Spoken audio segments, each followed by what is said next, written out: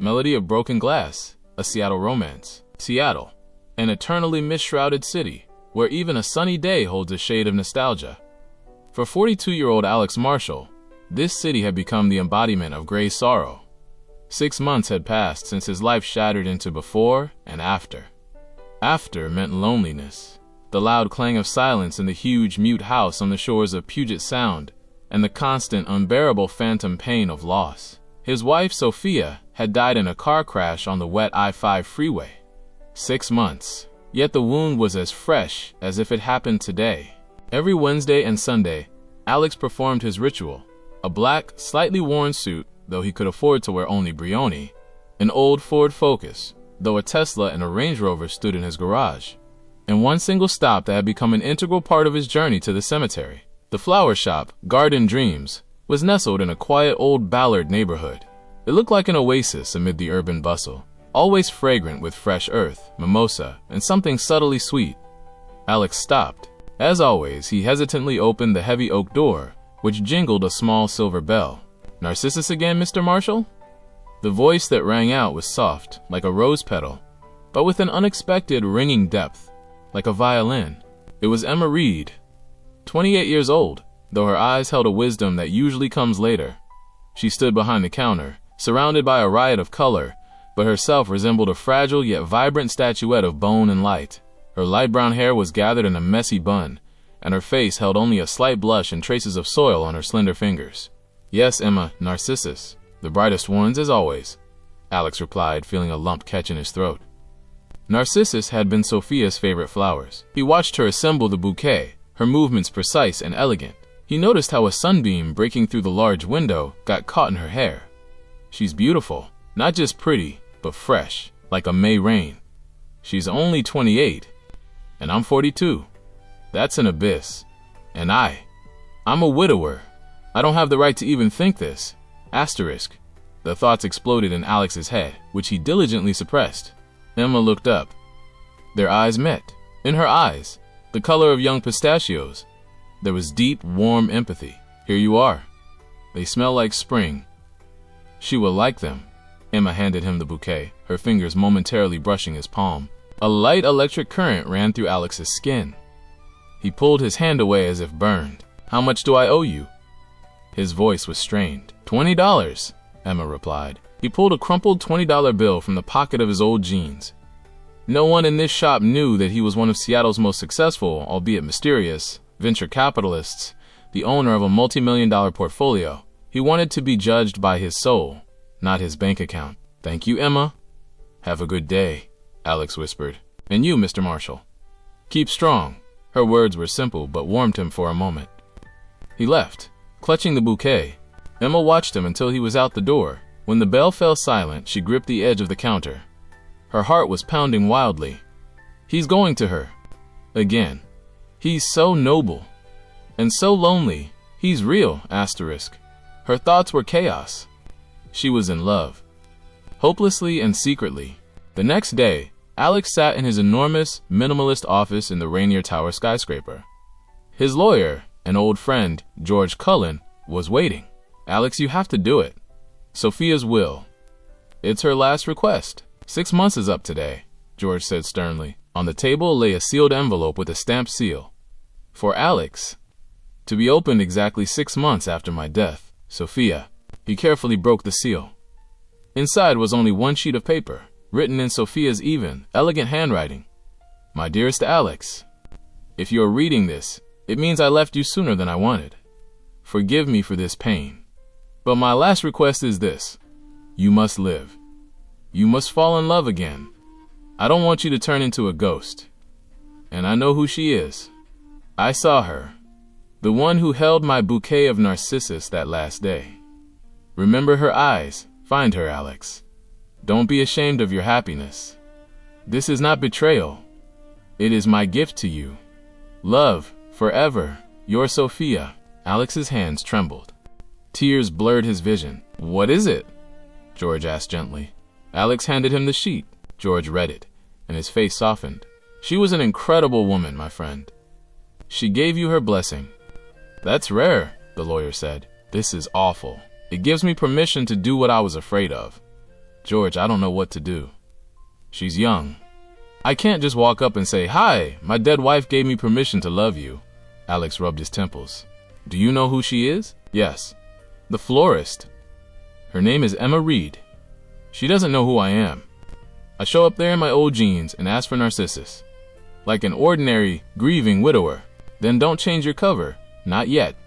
Just start talking to her. Take her out for coffee. She is your chance. Sophia gave you a chance. Don't waste it, George advised. For 2 weeks, Alex visited the shop more often than twice a week. He bought flowers, but no longer just narcissus. You bought red Baron roses today? Are those for Sophia? Emma asked one day. No. These are for my housekeeper. She's taking care of my cat while I'm out, Alex lied. Oh, you have a cat? What's he like? Emma smiled genuinely. Her smile was rare, but when it appeared, it lit up the whole shop.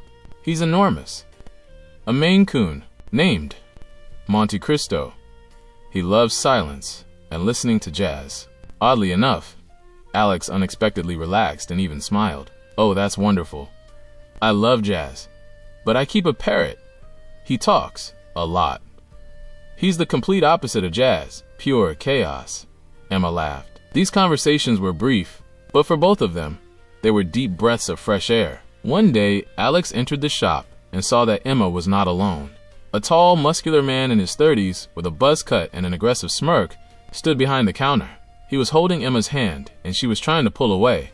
Emma, you know we're a couple. You're just hiding our relationship from your boss. Let's go to the baseball game tonight, the man was saying. Jake, we are not a couple. I've told you 100 times. Please, let go of my hand, Emma whispered, casting a pleading glance at Alex. Alex, who had just crossed the threshold, stopped. His blood boiled. I see you're busy. I'll come back later, Alex said dryly, turning back toward the door. Emma cried out, Mr. Marshall, no! Please, wait. I'll be free in a moment. Jake, seeing Alex, a simple man in old clothes, sneered. Oh, you're her customer? I think it's time for her to go home. You can buy your violets tomorrow, Jake said with contempt. Alex turned around, his face like stone. The sharp, icy tone he used in board meetings echoed through the flower shop. Let go of her hand. Immediately, Alex said. Jake released Emma and scoffed. Who are you, old man? Her new bodyguard? Alex stepped closer. His eyes, gray as a pre-thunderstorm sky, stared directly into Jake's. It was a look that made billionaires tremble during negotiations. I am her customer. She is at her workplace. You are disturbing her. Get out. Now. Or I call the police.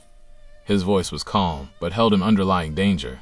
Jake, although taller and more brazen, felt the pressure. Fine. I'll go, but we'll talk later, Emma, Jake muttered, and, shooting Alex an angry look, walked out. Emma leaned against the counter, her hands trembling. Mr. Marshall, I don't know how to thank you. He's my ex. He can't understand that we broke up. He's dangerous, she whispered, looking at Alex with such gratitude that his heart nearly jumped out of his chest. You don't need to thank me, Emma. He had no right to act that way. Are you all right? Alex was close enough to smell the light scent of lilies from her hair. Yes, thanks to you. Emma took his hand, and this time Alex didn't pull away. Her touch was soft and warm. You are not who you seem, she said quietly, looking into his eyes again. And you are not just a florist, Emma. You are light.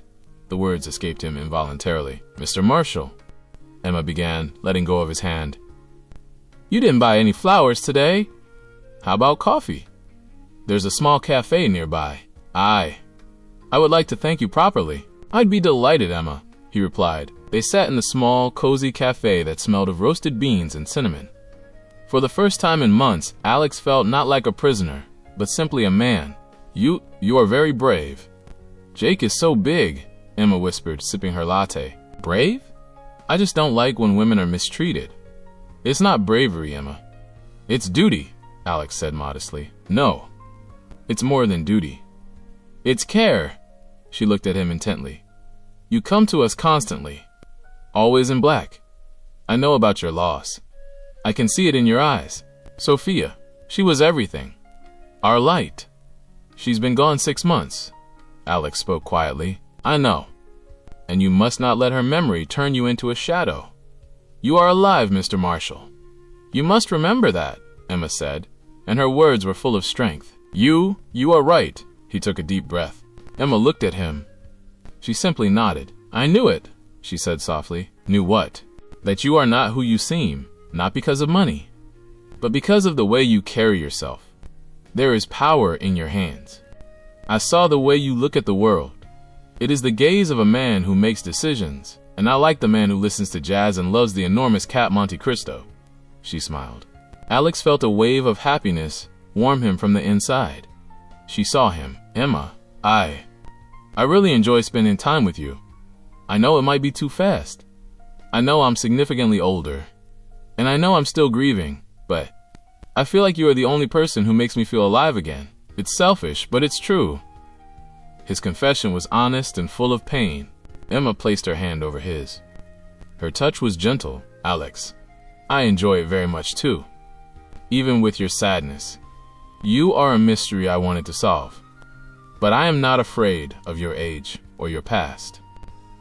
I am only afraid of one thing, that you will stop coming to my shop. She looked at him. I will never stop coming, Emma. But I don't just want to buy flowers, he said. And I don't just want to sell them, she replied. And they both laughed, feeling the first, most delicate sprout of hope begin to grow in their lives. Their relationship developed slowly, just as Alex wanted.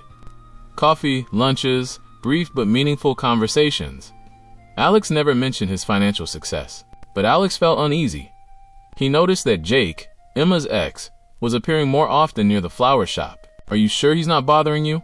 Alex asked one evening as he drove Emma to her modest apartment building. No, he's just lurking. He's trying to scare me, I think. He's jealous, even though we broke up 6 months ago. He doesn't know that you are my friend, Emma smiled. I'm more than a friend, Emma, he said, his voice full of determination. I am in love with you. I know it sounds crazy, given who I am and my situation. But you pulled me out of the abyss. You made me feel like I exist again. Emma looked at him, and tears welled up in her eyes. Oh, Alex, I thought this would never happen. I am too. I'm in love with you. All these weeks, I was afraid to say it. I saw your pain and didn't want to seem tactless. She reached out, and Alex embraced her. The kiss was long, tender, but with a taste of tension. I want to be with you, Emma. I want you to know. I love you. And I don't care about the age difference. You are my hope, Alex whispered, holding her face in his palms. And you are my salvation, Emma replied. That same night, Alex called George. George, we are together, Emma and I. And there is a problem. Her ex. He won't leave her alone. I want you to hire a private investigator. Have him find out everything about Jake. I don't want my Emma to be afraid. Alex's tone was firm. The next evening, Emma was working late. She was preparing a large batch of wedding bouquets. Alex was supposed to pick her up at 9. Jake received a call. He stood in the shadows, looking at the flower shop. He's rich, Jake. Very rich. He's Alex Marshall. His fortune is hundreds of millions. He's one of Seattle's biggest venture capitalists. And he's hovering around your Emma. The voice on the phone was raspy and angry. Jake's eyes filled with fury. So this old scoundrel wasn't just some poor widower. He was a millionaire. And he had taken his Emma from him. I'll show her who's boss here, Jake muttered, and his hand reached into his pocket where a heavy, sharp knife lay. Inside the shop, Emma was humming an Ella Fitzgerald song and assembling the last bouquet. She was happy. Suddenly, the bell on the door jangled. Alex, you're earlier than I thought. Emma turned around, smiling. But it wasn't Alex. It was Jake.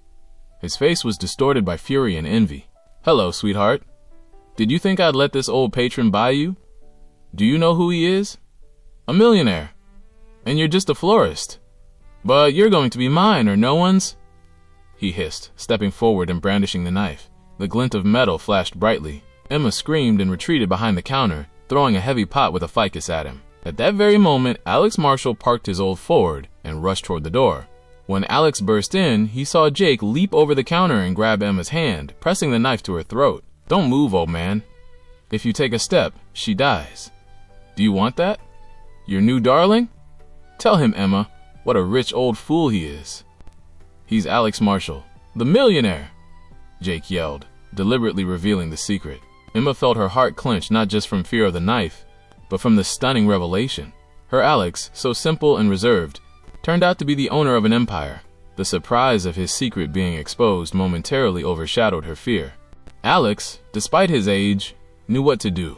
"Jake, I'll give you whatever you want. Money. A lot of money. $50,000. Right now. Let her go. I won't even call the police."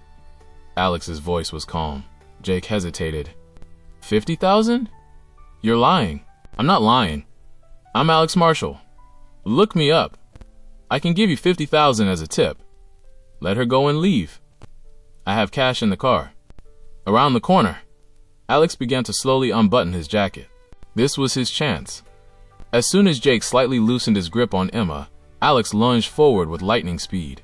A sharp blow to the wrist, and the knife clattered onto the wooden floor. Jake roared in pain and shoved Emma away. Emma fell, but was safe.